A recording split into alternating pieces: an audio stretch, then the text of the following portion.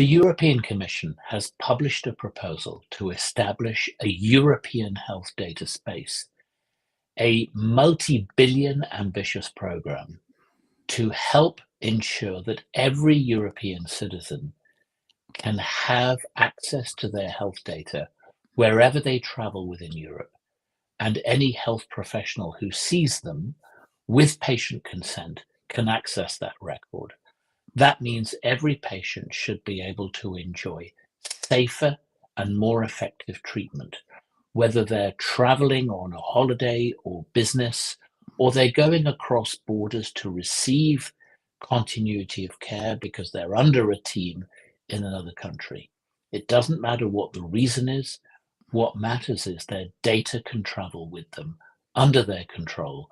And that is half of the ambition of the European health data space. The other half is that the data sets that are often collected inside individual countries and which could be usable for research are made available for research right across Europe in a standardized and highly protected way, so that research, public health, health services improvement can really benefit from the data, really improve care, advance innovations in treatment, in vaccinations, in artificial intelligence, but always in a highly trusted way. This is the double excitement of the European health data space. It's a major opportunity for health data, what are really the concerns that the industry might have in relation to this opportunity? Are we in the same wavelength when we talk about interoperability standards, for instance, and not talking also about security issues when data travels with the patient wherever the patient goes in the EU? It's really important that patients are confident that when their data travels around Europe, with their name, with their date of birth, with their details, because they're receiving healthcare, and it has to be identifiable for that purpose, that it's secure.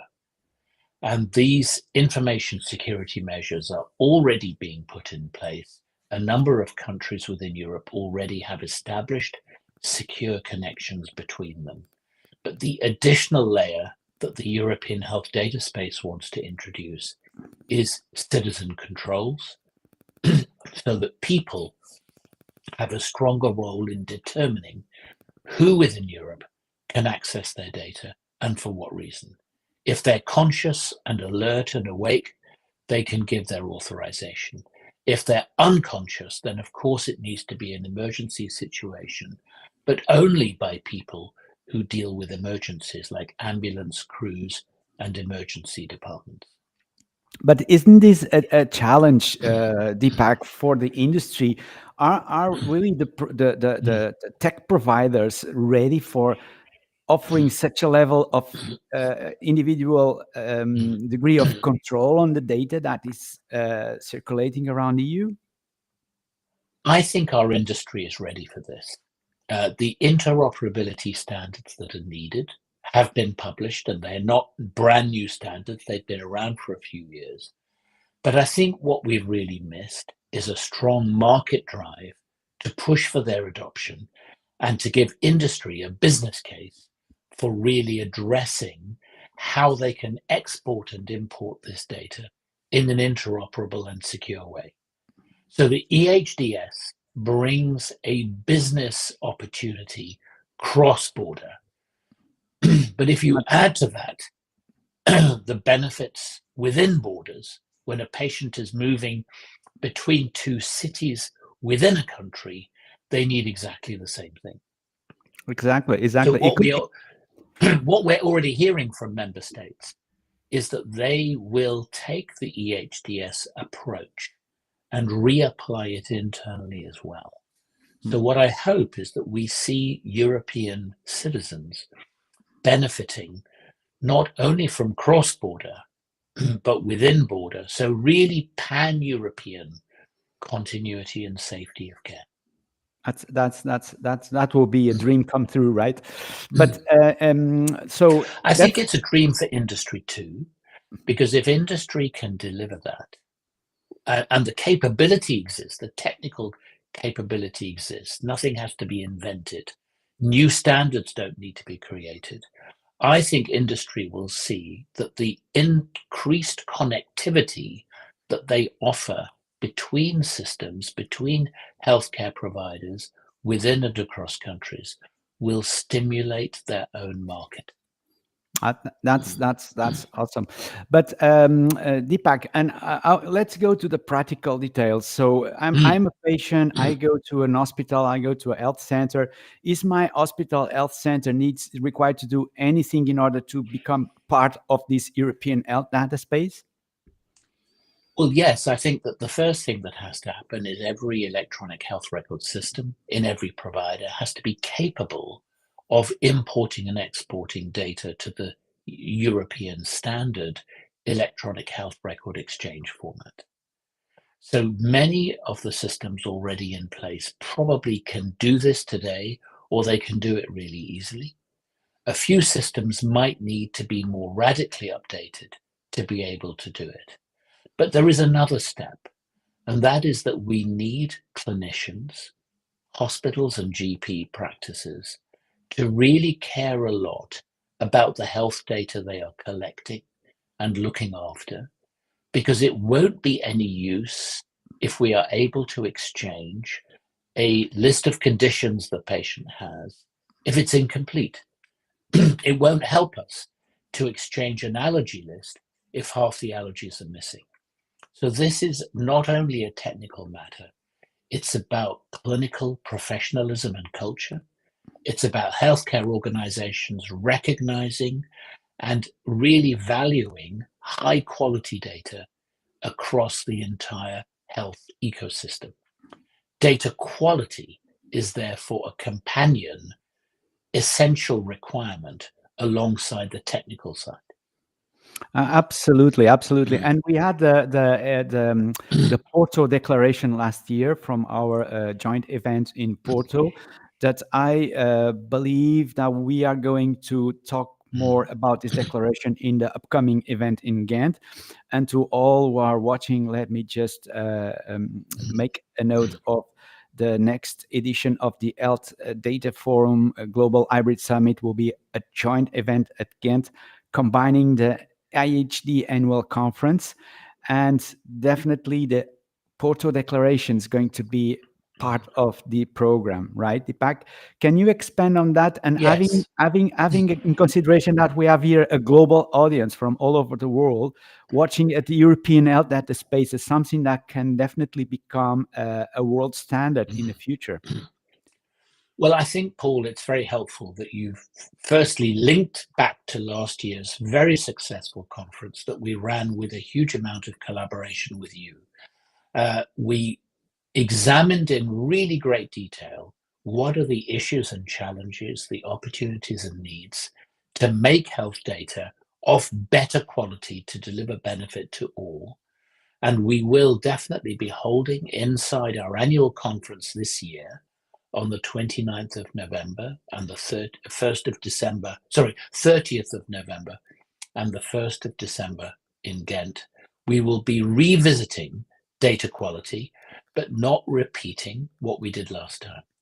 We are going to be looking at new, more deep dive situations in which health data can be educated about. How do we raise data quality skills across the health workforce? How do we start to grow a culture and a standard for labeling health data sets, so everybody who wants to use a data set knows the quality of that data inside? These are the topics we want to take forward, building on last year. You're also very right to point out that the European health data space has as its first word the word European. And I think it's true that the budgetary investment is a European investment, but the ambition, the vision, the challenges that have to be addressed, the opportunities and the strategies to achieve those opportunities are not European. They are absolutely global. And there's nothing that we will do to make this happen in Europe that could not easily be scaled to a global level. So we would love people from outside Europe to come to our conference as well on the 30th November and the 1st of December in Ghent at the Marriott Hotel. Please come and learn all about the European health data space, the importance of interoperability, the importance of data quality, the importance of giving patients and mobile health stronger visibility in the way healthcare is delivered, because we absolutely need that. And that is also a global agenda for healthcare, is to increase patient empowerment, increase digitization. Digital transformation of healthcare is a global mission, a global imperative, especially to help make health systems more COVID resistant for the future. Absolutely. And how about the major theme of this year's conference, trust, Dipak? How do you see trust making really a difference in terms of health data quality? Trust is really important, because the moment we want to look at big data about health, we need the public to really be supportive of that. There are ways in which we can secure the data with information security measures, with anonymization, with aggregation, with federation. So a number of technology measures can be introduced to make the analysis of big data at scale safer. But all of that doesn't matter if people don't trust. And so the concept of trust is not only about whether the measures are technically sound, but whether on a humanistic level, people feel confident. And part of that confidence is, how are we ensuring transparency? How do the public get to know how data is being used, by whom? How do those people account for their use of data? Who is governing this data ecosystem? And then after all that trust, what are the benefits? Did we trust with good benefit, or did we just trust and somebody else is profiteering from the use of our data? How do we really make sure the uses of data deliver back to the people whose data was being used? That is a strong thread through this event. And that's going to be one important reason why, if you are not registered, please look at the website of the European Institute of Innovation through Health Data, and I will be putting here the website in a minute. But just before we go, Dipak, because I know you are busy and extremely busy in the upcoming days preparing for this event in the end of the month of November. How do you see that in a perspective of global health and becoming Europe a region right now, a region that perhaps is leading in terms of health data trust? Could we be exporting trust on health data in a certain way to other regions, like in the Southeast Asia, India, for instance, in South America? How do you see that collaboration happening? I think it's really important that citizen trust is earned by good practices and transparency. And I don't think it matters where in the world you are. You still need roughly the same measures, the same assurances. So the good practices don't really differ. I don't think that we would export European trust to others. I think what we would do is to show how we have tackled it within Europe, learning, of course, from other experiences in the world, but putting them into practice as a showcase and saying these seem to be the good measures that win public support. You may wish to replicate those in other parts of the world, and hopefully they would achieve similar benefits. That's what I hope we see. However, Paul, a really important point, and it's a point about our conference, is that it is not a technical conference. It is not an academic conference. It is a multi-stakeholder conference, because these topics that you and I have discussed are not single stakeholder topics. They require multiple stakeholders, and the audience who come to our event are not passively sitting and listening to speakers and PowerPoint presentations. We have a lot of interaction planned because we want to hear from our audience. So the call to the audience listening to this are not to say, please come and listen to our wonderful conference. No, it's please come and contribute your ideas, your thoughts, because we want to co-create the future best practices and the future innovative solutions with you. Please come and help us co-create with you.